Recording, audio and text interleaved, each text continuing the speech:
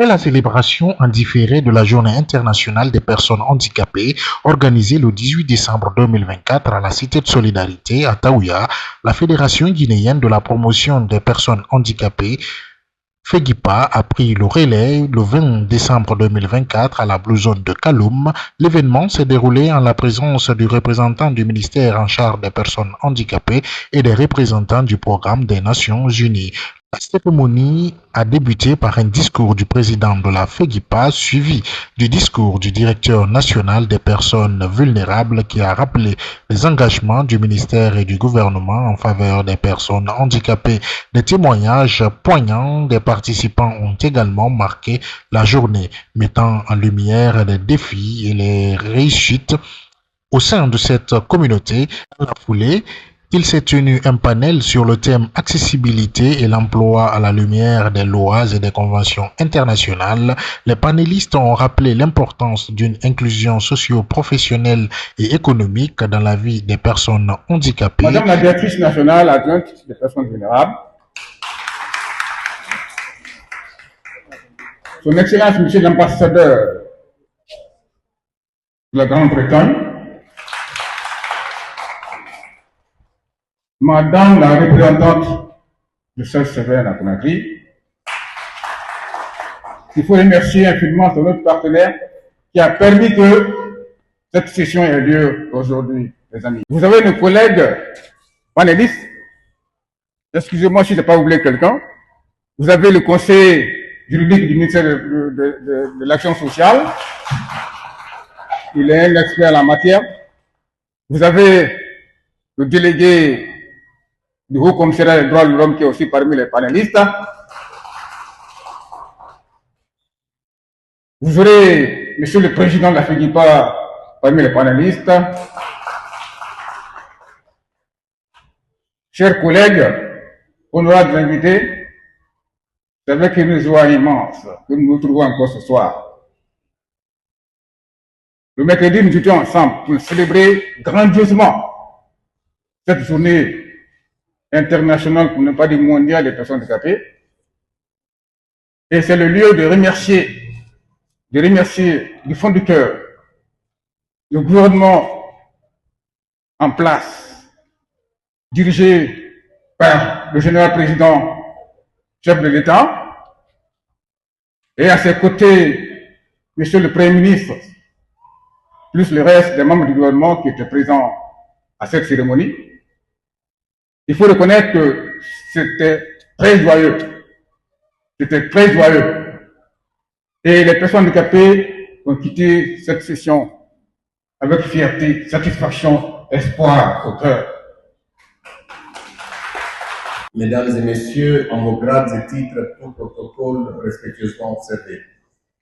Il va être difficile et peut-être même irréaliste de tenir un discours moins de 48 heures après ces déclarations, ces allocutions de haute facture qui ont été tenues dans l'enceinte de la Société de Solidarité à l'occasion de la célébration de la Journée internationale des personnes handicapées.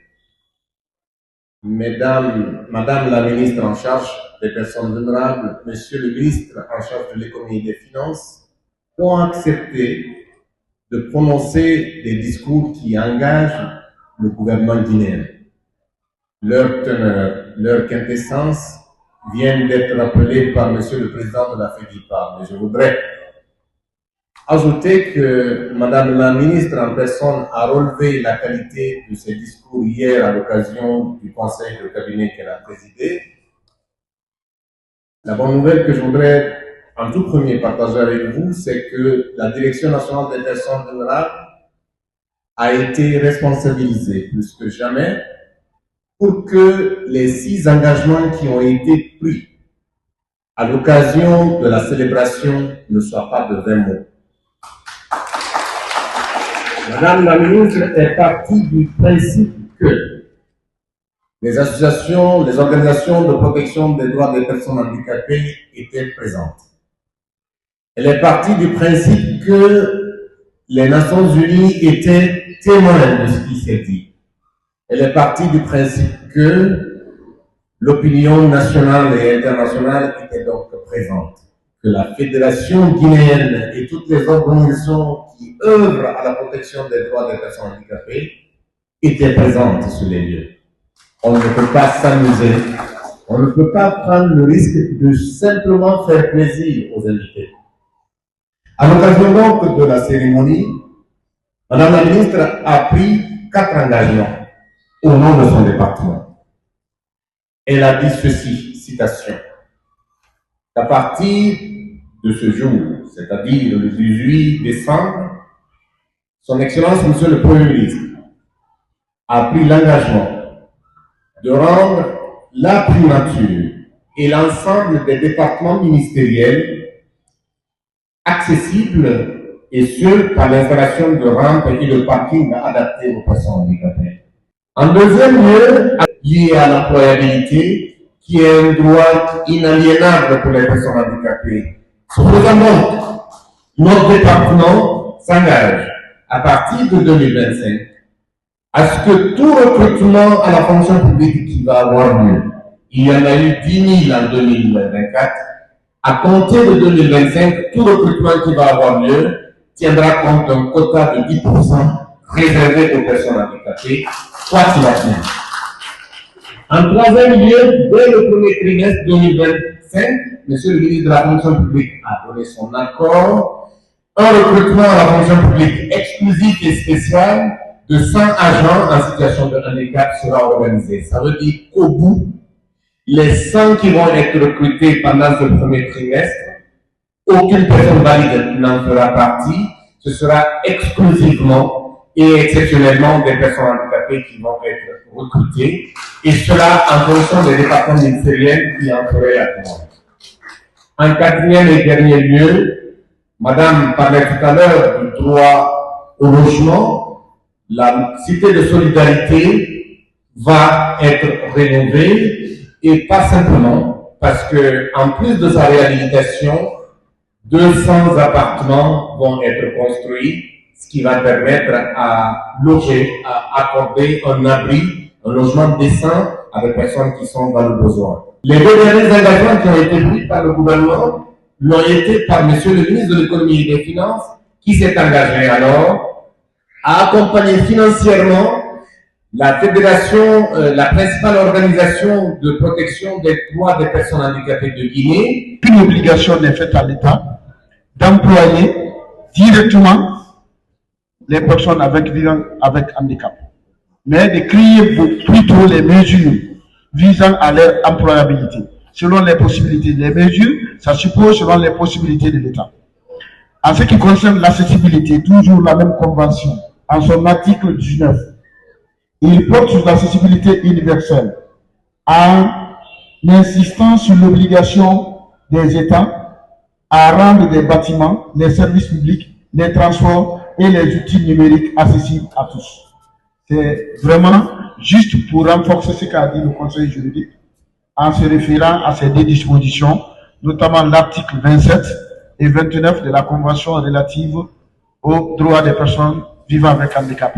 Donc, il n'est pas fait d'obligation, mais on interpelle l'État de créer des mesures qui puissent favoriser le respect de ces 2 droits, l'accessibilité et l'employabilité. Bonsoir à toutes et à tous.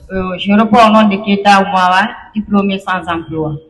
Donc, moi, ma question est de savoir, bon, j'ai entendu le monsieur le conseiller juridique, ou bien c'est le conseiller principal, voilà.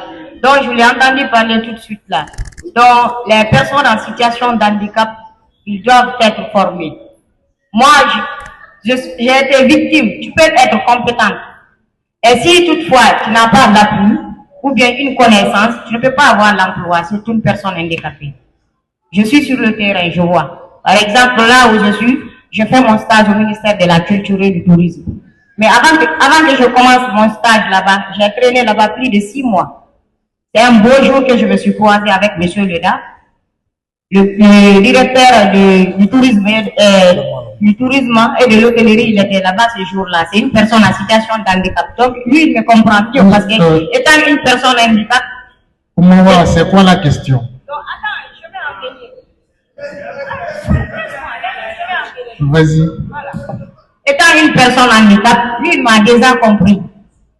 Il m'a demandé, madame, je dis oui, je vous ai beau lui marcher ici. Donc, qu'est-ce que vous voulez? Je dis, ah, je suis à la recherche d'emploi. Vous êtes à la recherche d'emploi? Je dis oui. Vous êtes diplômé? Je lui ai dit oui. Vous êtes diplômé dans quelle gestion? Je lui ai dit, ah, je suis diplômé en gestion des entreprises et du tourisme.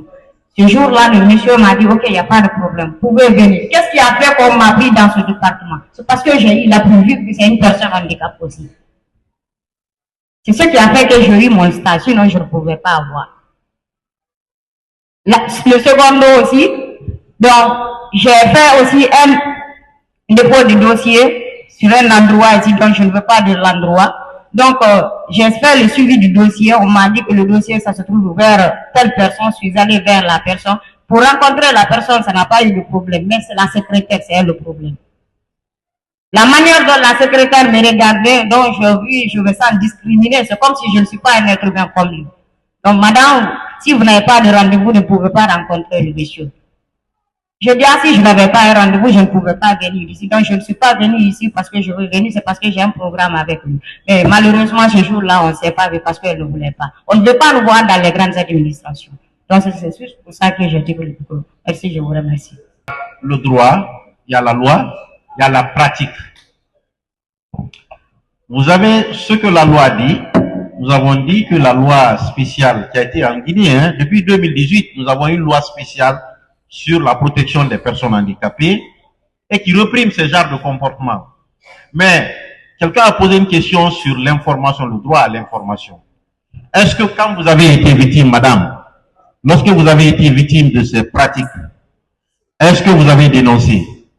Lorsque vous avez opté pour la résignation, ça devient compliqué. Ouais. Si c'est aujourd'hui, vous évoquez vos problèmes, ça va être très compliqué. C'est pour cela que j'ai dit que la loi spéciale que nous avons révisée a prévu des mécanismes d'alerte et dans lesquels les organisations de la société civile sont fortement représentées. Il faudrait bien qu'il y ait des dénonciations. Lorsque vous ne dénoncez pas, on ne peut pas résoudre votre problème. On ne peut pas savoir que vous êtes victime de discrimination. Il faudrait bien qu'au niveau de votre organisation, je vois quand même que tous ceux qui sont dans cette salle-là sont affiliés ou bien appartiennent à une organisation de promotion ou de protection des personnes handicapés. Le premier recours, c'était de relever ou de signaler, de faire le signalement au niveau de votre organisation d'ancrage.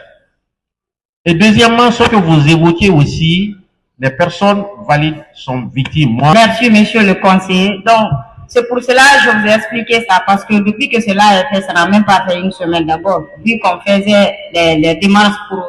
Le moment fort de l'événement a été l'acte de générosité des partenaires de Handicap Entertainment Studio qui ont offert des béquilles et des fauteuils roulants pour soutenir les personnes en situation de handicap. La cérémonie s'est achevée autour d'une collation offerte par les organisateurs. L'équipe de Handi à la parole était sur le terrain à la personne de Belgissa Ourambalde et Omar Ashkanvali Dramé. Reportage signé Omar Ashkanvali Dramé.